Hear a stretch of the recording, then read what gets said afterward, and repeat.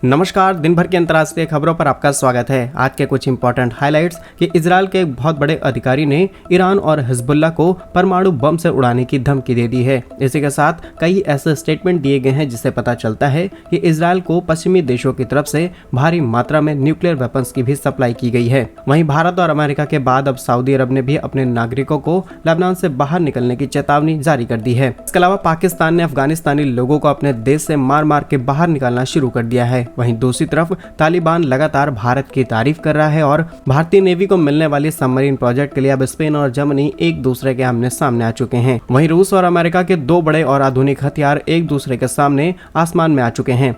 आज के इस वीडियो में इजरायल, हिजबुल्लाह, ईरान, सऊदी अरब, पाकिस्तान, अफगानिस्तान, स्पेन, जर्मनी, भारत, रूस, अमेरिका से जुड़ी हुई कुछ इंपॉर्टेंट अंतर्राष्ट्रीय खबरें हम आपको बताने वाले हैं। यदि आपको हमारी ये सीरीज पसंद आ रही है तो इसे लाइक और चैनल को सब्सक्राइब जरूर कीजिए। सबसे पहले और इम्पोर्टेंट अपडेट की बात की जाए तो इजरायल के अधिकारी ने जिस परमाणु हमले का इशारा किया है उसके बाद पूरे मिडिल ईस्ट के अंदर चिंताएं और ज्यादा बढ़ चुकी हैं। इजरायल के वरिष्ठ अधिकारी का दावा है कि इजरायली सेना के पास कुछ ऐसे हथियार हैं जो पूरे मिडिल ईस्ट के अंदर कयामत ढा सकते हैं। उनका कहना है कि अगर ईरान ही नहीं बल्कि ईरान के साथ मध्य पूर्व के जितने भी देश हैं वो मिलकर के इजरायल के सामने आ जाएं, उसके बावजूद भी इजरायल सबका सामना करने के लिए तैयार है। और ये अधिकारी कोई नहीं बल्कि इजरायल की एरोस्पेस इंडस्ट्री वर्कर काउंसिल के चेयरमैन यार कार्ड हैं, जो कि शनिवार को ये स्टेटमेंट देते हैं। कार्ड्स का कहना है कि अगर इसी तरीके से छोटे मोटे हमले हम पर होते रहे तो हम जल्द ही ईरान, यमन, सीरिया और मध्य पूर्व में शामिल जितने भी देश हैं उनके खिलाफ जंग का फैसला कर सकते हैं और हमारे पास वो सभी हथियार हैं जिससे हम सबका मुकाबला कर पाएंगे। लेकिन कार्ड्स के इस स्टेटमेंट के बाद पूरी दुनिया के जो भी बड़े एक्सपर्ट्स हैं वो ये अंदाजा लगा रहे हैं कि इनके पास अमेरिका, ब्रिटेन, जर्मनी वो देश है जिनके पास से कई खुफिया हथियारों की सप्लाई की जा रही है। ऐसे में इनको हथियार तो आसानी से मिल जा रहे हैं और ये कई देशों के साथ मुकाबला भी कर सकते हैं। लेकिन इससे जो यहूदी देश है ये पूरी तरीके से खतरे में बढ़ सकता है, क्योंकि अगर कई तरीके से और कई तरफ से हमला किया जाएगा तो इससे इजरायल को भी काफी बड़ा डैमेज हो सकता है। वहीं कार्ड्स के इस स्टेटमेंट के सामने आते ही ईरान भी चुप नहीं बैठने वाला था। हिजबुल्लाह और हसन नसरल्लाह ने भी इजरायल को चेतावनी दे डाली है कि अगर ऐसा होता है तो हम भी चुप नहीं बैठने वाले हैं और दोनों ही देशों के बीच एक बड़ा युद्ध हो सकता है। अगली इंपॉर्टेंट अपडेट की बात की जाए तो सामने निकल के आ रही है सऊदी अरब से। यदि आपको याद हो तो पिछले वीडियो में हमने आपको बताया था कि भारत और अमेरिका दोनों ने ही अपने उन नागरिकों को वार्निंग दे दी है जो कि इस समय लेबनान के अंदर काम कर रहे हैं। उनसे साफ तौर पर कहा गया है कि लगातार एम्बेसी के संपर्क में रहें, क्योंकि इजरायल और लेबनान के बीच जिस तरीके की तनातनी चल रही है इससे कभी भी कोई बड़ा हमला हो सकता है। और अब तो सऊदी अरब ने भी यहाँ पर अपने नागरिकों को चेतावनी दे दी है कि जल्द से जल्द जो भी टूरिस्ट वहाँ जा रहे हैं वो वापस लौट आएं और जो जाने का प्लान कर रहे हैं वो ना जाएं। ये बात आप सभी को माननी चाहिए कि CIA के पास सारी इंटेलिजेंस टेक्नोलॉजीज है जिससे वो पता कर लेते हैं कि कब क्या बड़ा हमला होने वाला है। और अमेरिका जब किसी भी देश से अपने नागरिकों को वापस बुलाता है या फिर अपने डिप्लोमेट्स को वहाँ से वापस बुलाता है तो कुछ ही समय बाद वहां पर बड़े हमले हो सकते हैं और ऐसा पास्ट में हमने कई बार देखा है। और सऊदी अरब अमेरिका का काफी इंपॉर्टेंट पार्टनर है, इसलिए अमेरिका की बात पर सऊदी अरब मार करके अपने नागरिकों को लेबनान से वापस बुला रहा है। और अगली इंपॉर्टेंट अपडेट की बात की जाए तो ये खबर जस्ट हमें अभी मिली है कि इजरायल की तरफ से फाइनली हिजबुल्लाह के ऊपर हमला किया जा चुका है। रिपोर्ट्स के मुताबिक इजरायल ने दक्षिणी लेबनान के ऊपर हमला कर दिया है और हिजबुल्लाह के कई ऐसे ठिकानों पर हमला किया गया है जहाँ पर उनकी कई इंपॉर्टेंट चीजें तैनात थी। इसके अलावा फाइटर जेट्स के माध्यम से बम बरसाए गए हैं और अब इसी चीज को काउंटर करने के लिए हिजबुल्लाह भी चुप नहीं बैठने वाला है, वो भी काउंटर अटैक करेगा इजरायल के ऊपर। फिलहाल डिटेल्स की बात की जाए तो इजरायल ने फाइटर जेट्स के माध्यम से कई बम दक्षिणी लेबनान के हौला गांव के ऊपर लगातार बरसाने शुरू किए हैं और बताया गया है कि वहां पर कई आतंकवादी संगठन सक्रिय थे जिनको काउंटर करने के लिए ये हमले किए गए हैं और वहां पर कई ऐसी स्ट्रेटजीज भी तैयार की जा रही थी जिससे भविष्य में इजरायल पर हमला किया जा सके। अगली इंपॉर्टेंट अपडेट की बात की जाए तो पाकिस्तान करीब 8 लाख अफगानियों को अपने देश से बाहर निकालना शुरू कर चुका है और जो लोग प्यार से नहीं मान रहे उन्हें जबरदस्ती भगाया जा रहा है और उनके ऊपर बल का प्रयोग भी किया जा रहा है। अब बीते कुछ दिनों से पाकिस्तान और अफगानिस्तान के बीच में जिस तरीके की तनातनी चल रही है हम सभी देख रहे हैं और कुछ ही महीनों पहले पाकिस्तान ने भी इस चीज का अनाउंसमेंट कर दी थी कि बिना दस्तावेज वाले अफगानिस्तानी जो शरणार्थी उनके देश के अंदर आए हैं उनको वहां से बाहर निकाला जाए। और सोचने वाली बात यह भी कि पाकिस्तान के पास खुद के खाने के लिए पैसे नहीं है तो वो दूसरे देशों के नागरिकों को कैसे खिला सकता है। फिलहाल पाकिस्तानी अधिकारियों की रिपोर्ट के मुताबिक मुताबिक करीब 8 लाख अफगानिस्तानी लोगों को यहाँ से बाहर निकाला जाएगा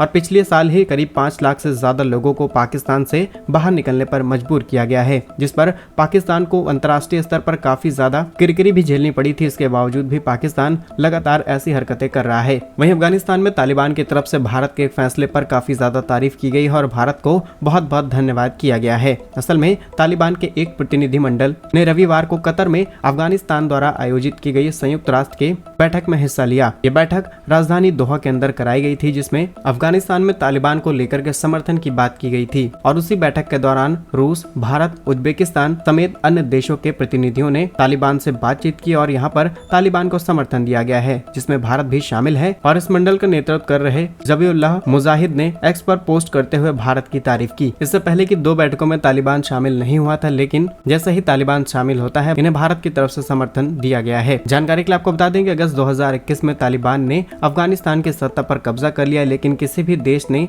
आधिकारिक तौर पर तालिबान को अभी तक सरकार के रूप में मान्यता नहीं दी है। अगली अपडेट की बात की जाए तो शायद कुछ लोगों के लिए इम्पोर्टेंट ना हो, लेकिन ये हमारे देश का मामला है। असल में भारत के एक दिव्यांग को जबरदस्ती रूसी सेना में भर्ती किया जा चुका है और उनकी फैमिली ने अब भारत सरकार से मदद मांगनी शुरू कर दी है। असल में घटना सामने निकल के आ रही है पंजाब के जालंधर से, जहां पर पीड़ित मनदीप कुमार के परिवार के मुताबिक ट्रैवल एजेंट्स ने उनसे पैसा लिया और उनसे वादा किया गया कि उन्हें इटली भेजा जाएगा, लेकिन उन्हें इटली की जगह मॉस्को भेज दिया गया और वहां पर उनके साथ टॉर्चर किया गया, कई प्रकार की गलत हरकतें की गई। उसके बाद अब उनसे सीधे धमकी दी गई है कि उन्हें रूसी सेना में शामिल होगा। लेकिन दिक्कत की बात यह है कि वो एक दिव्यांग है। रिपोर्ट्स के मुताबिक उनके पैरों में बचपन से ही दिक्कत है, जिसके कारण वो सही तरीके से चल नहीं पाते। फिलहाल रिपोर्ट तो सामने आ चुकी है, देखते हैं इसको लेकर के गवर्नमेंट ऑफ इंडिया क्या एक्शन लेती है। ऑलरेडी भारत सरकार की तरफ से एक्शंस लिए गए हैं कि जो लोग भारत की तरफ से रूस में जा रहे हैं, खासकर रशियन आर्मी में शामिल होने के लिए, उन्हें भारत से नहीं भेजा जाएगा।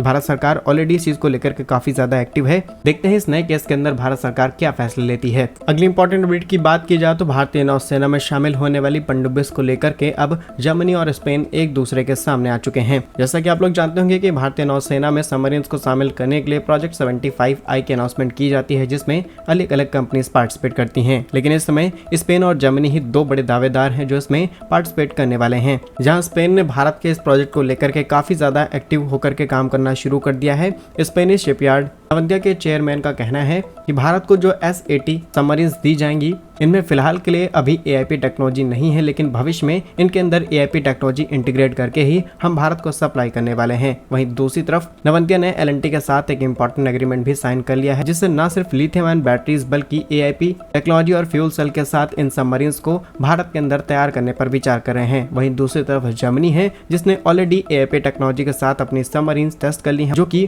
214 क्लास की सबमरीन्स हैं और दोनों ही भारत को डिस्काउंट देने पर लगे हुए हैं। दोनों ही भारत को टेक्नोलॉजी ट्रांसफर करने पे भी सहमत होते हुए नजर आ रहे हैं। लेकिन अभी भी ये डिसीजन भारत के हाथ में है कि हम किसको लेकर के अपना बड़ा फैसला सुनाएंगे। अगली इंपॉर्टेंट अपडेट की बात की जाए तो मेड इन इंडिया स्मार्टफोन्स ने अब दुनिया भर में अपनी चमक चमकानी शुरू कर दी है। असल में इस बार भारत का जो स्मार्टफोन रिकॉर्ड है, उसने चीन को और वियतनाम को पीछे छोड़ दिया है। ये बात तो आप सभी जानते होंगे कि स्मार्टफोन एक्सपोर्ट के मामले में चीन और वियतनाम नंबर 1 और नंबर 2 पोजीशन पर आते हैं। लेकिन इस बार स्मार्टफोन एक्सपोर्ट में इन दोनों ही देशों ने गिरावट नोटिस की है, जहां पर चीन के स्मार्टफोन एक्सपोर्ट में करीब 2.78% गिरावट गई है। वहीं वियतनाम के स्मार्टफोन एक्सपोर्ट में 17.6% गिरावट हुई है और भारत की बात की जाए तो भारत के एक्सपोर्ट में करीब 40% बढ़ोतरी देखी गई है। आंकड़ों के मुताबिक साल 2023 में भारत का स्मार्टफोन एक्सपोर्ट करीब $11.1 बिलियन का था। वहीं साल 2024 में ये एक्सपोर्ट $15.6 बिलियन पहुंच चुका है। वहीं अगली इंपॉर्टेंट अपडेट की बात की जाए तो सीरिया के अंदर रूस का Su-35 फाइटर जेट और अमेरिका का MQ-9